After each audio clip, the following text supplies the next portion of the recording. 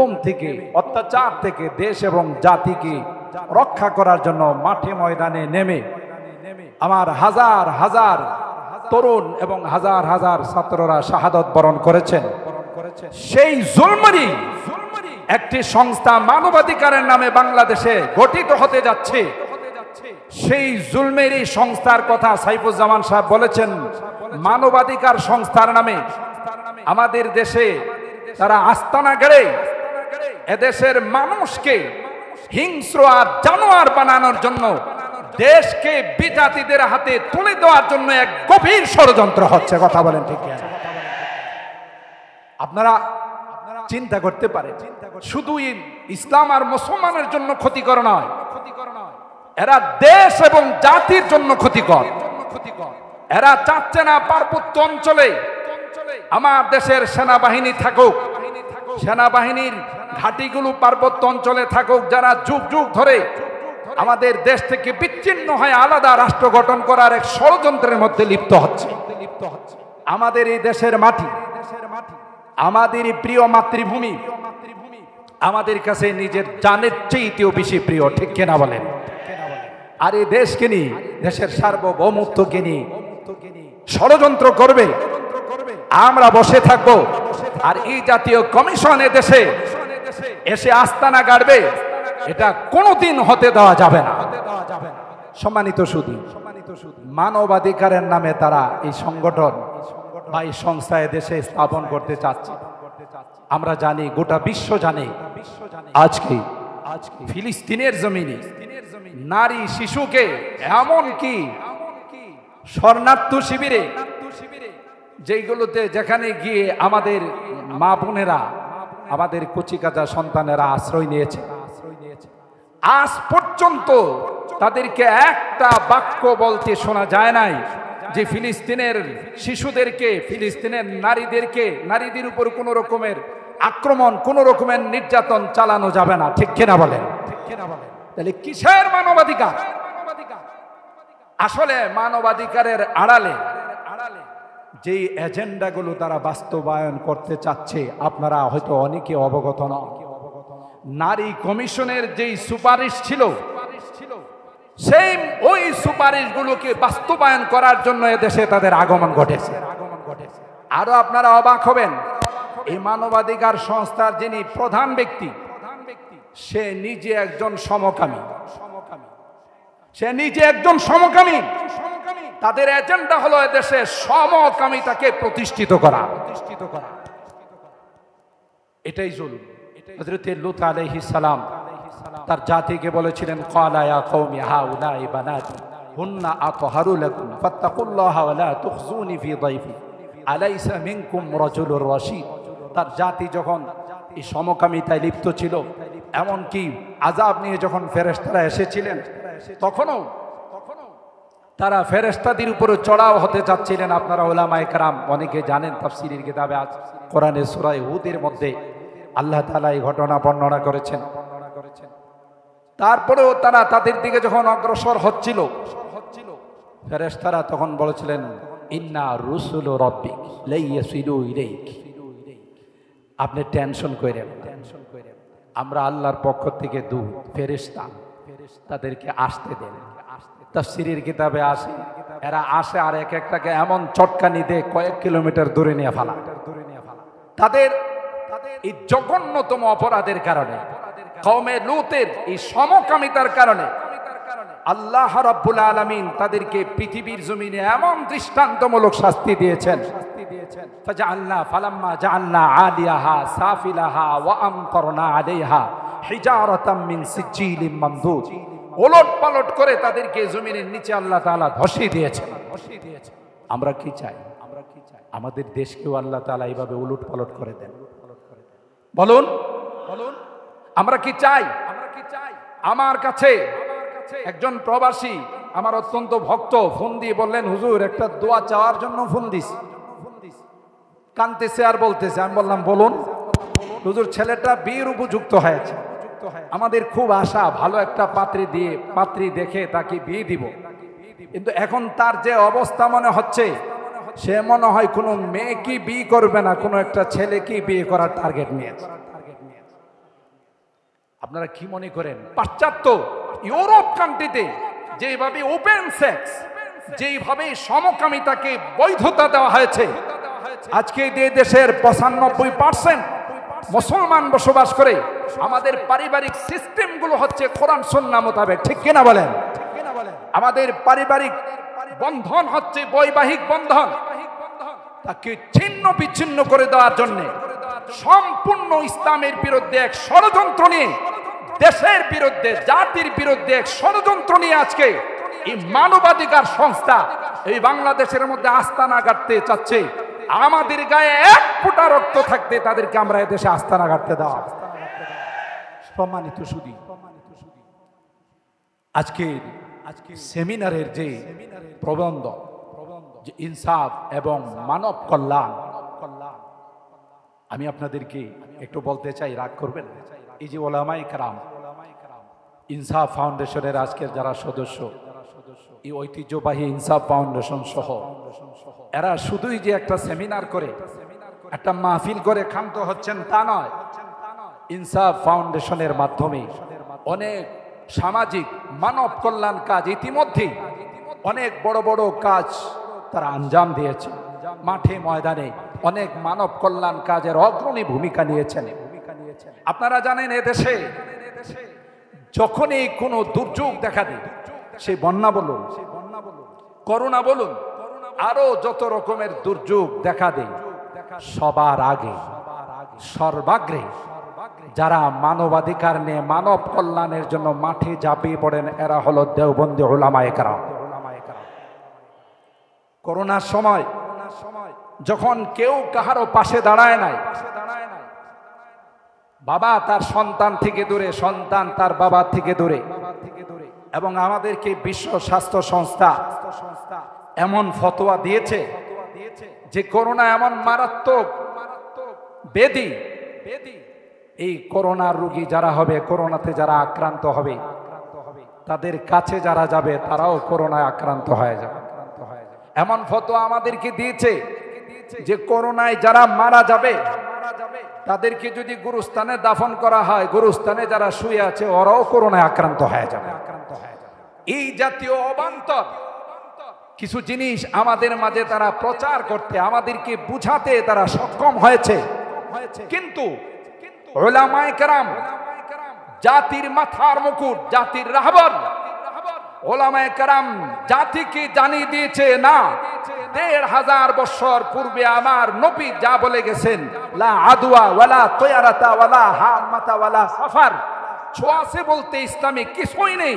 মাঠে ময়দানে নেমে মানুষকে সেবা দেওয়ার জন্য, মানুষকে বিভিন্নভাবে সহযোগিতা করার জন্য এরা আহ্বান করেছে, এলান দিয়েছে, যদি কোনো করোনা রোগী থাকে তাকে সেবা দেওয়ার জন্য আমরা এসেছি। করোনায় আক্রান্ত হয়ে কেউ যদি মারা গিয়ে থাকে, শাহাদত বরণ করে থাকে, তাকে দাফন কাফনের ব্যবস্থা করার জন্য আমরা এসেছি। সেই তাকওয়া ফাউন্ডেশন সহ আরো এই জাতীয় উলামায়ে কেরামদের যে সংগঠন মানব সেবার জন্য মাঠে ময়দানে কাজ করেছে, আপনারা তদন্ত করে দেখুন, একজন আলেমও করোনায় আক্রান্ত হয় না।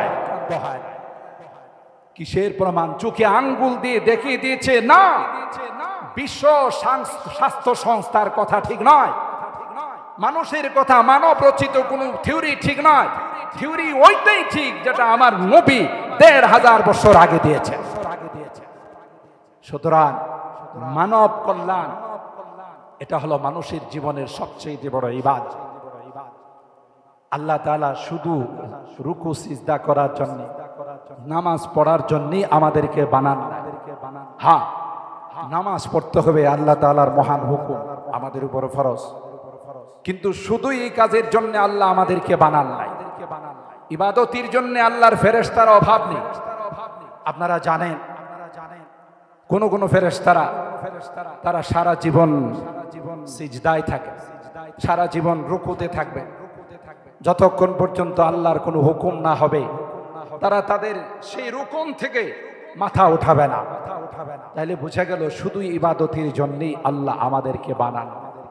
আমাদেরকে বানিয়েছেন, যেমনটা সাইফুজ্জামান সাহেব বলেছেন, ইমামে বুখারী আলাইহির রহমা তার কিতাবের সূচনা লগ্নেই বাবু কাইফা কানা বাদুল ওয়াহি ইলা রাসূলিল্লাহি সাল্লাল্লাহু আলাইহি ওয়াসাল্লামের মাথাতে যেই লম্বা হাদিস নিয়ে আসছেন আল্লাহর নবীর ওহীর কাইফিয়ত বর্ণনা করতে, আম্মা জান খাদিজাতুল কুবরা রাদিয়াল্লাহু তাআলা আনহা আল্লাহর নবীকে যে বাক্যগুলো দিয়ে সান্ত্বনা দিয়েছেন, ওয়া তুঈনু আলা নাওয়াইবিল হক, এর মধ্যে গুরুত্বপূর্ণ এই বাক্য ছিল, না আমি আল্লাহর কসম করে বলতে পারি আল্লাহ আপনাকে অপমানিত করবেন না, কারণ আপনি মানব কল্যাণে আপনার জীবনটাকে আপনি ওয়াকফ করে দিয়েছেন।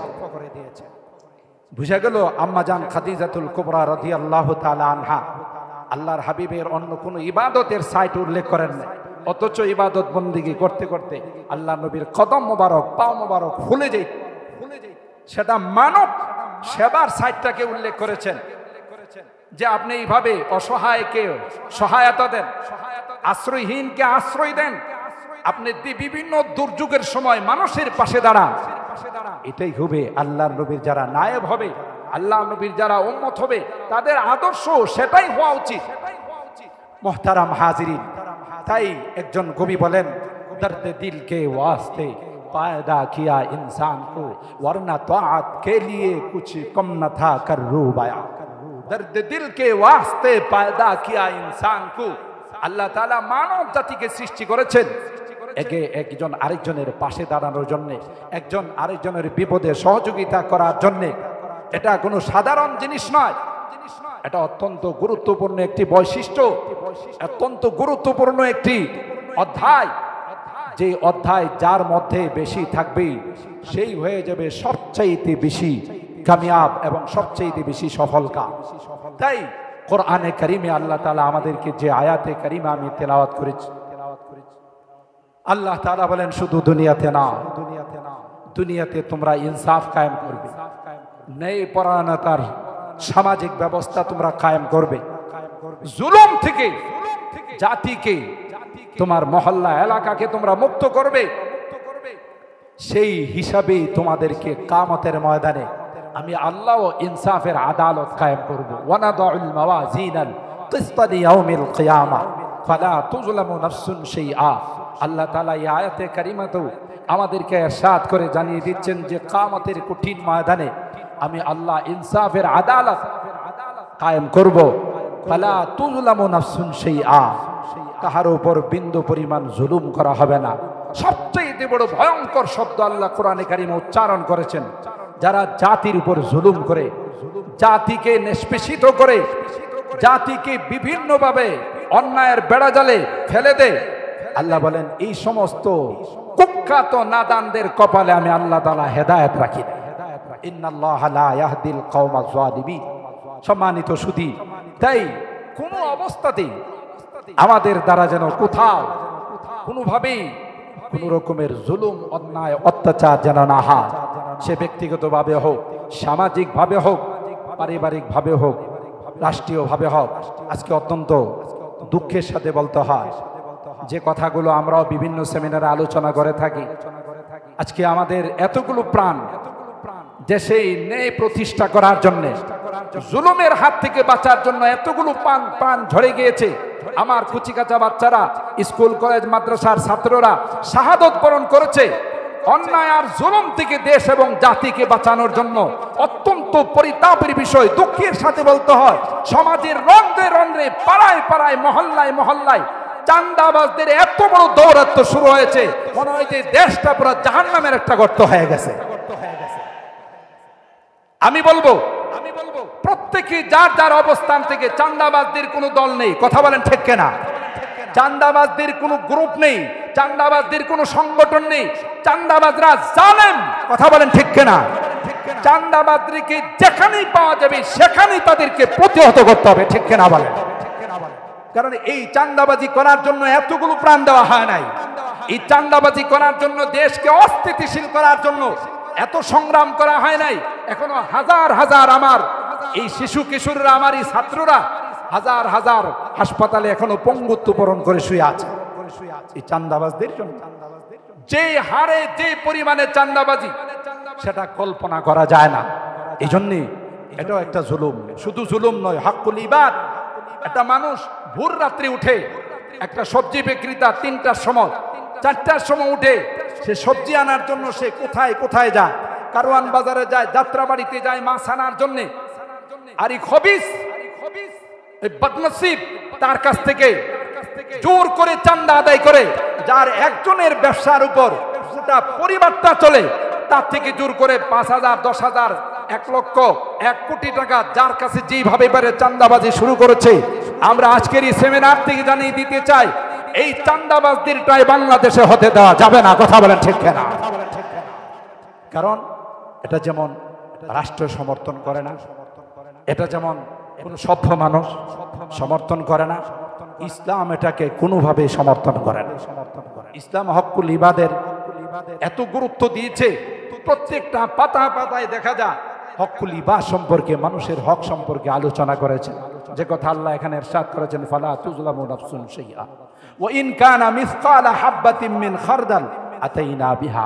যদি সেই জুলুম যররা পরিমাণ, সরিষার দানা পরিমাণও যদি সেই জুলুম হয়ে থাকে, সেটারও বিচার হবে।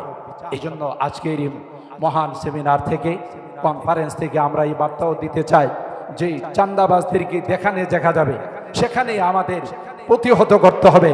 জুলুম মুক্ত ইনসাফ ভিত্তিক একটি রাষ্ট্র আমরা ভবিষ্যতে দেখতে চাই। কথা বলেন ঠিক কিনা? এবং সামনে যারা নির্বাচিত হবে, আমরা সেই রকম যোগ্য পাত্র যারা জুলুম করবে না, যাদের মধ্যে দেশাত্মক বোধ থাকবে, দেশপ্রেম থাকবে, আমরা আমাদের মূল্যবান ভোট দিয়ে তাদেরকে বিজয় করব। কথা বলেন ঠিক কিনা? আল্লাহ রাব্বুল আলামিন আমাদের এই পর্যন্ত যা শুনলাম সবগুলোর উপর এবং সামনে আসবেন যারা বক্তব্য রাখবেন সকলের কথাগুলো শোনার তৌফিক দান করুন। আমিন ওয়া আখিরু।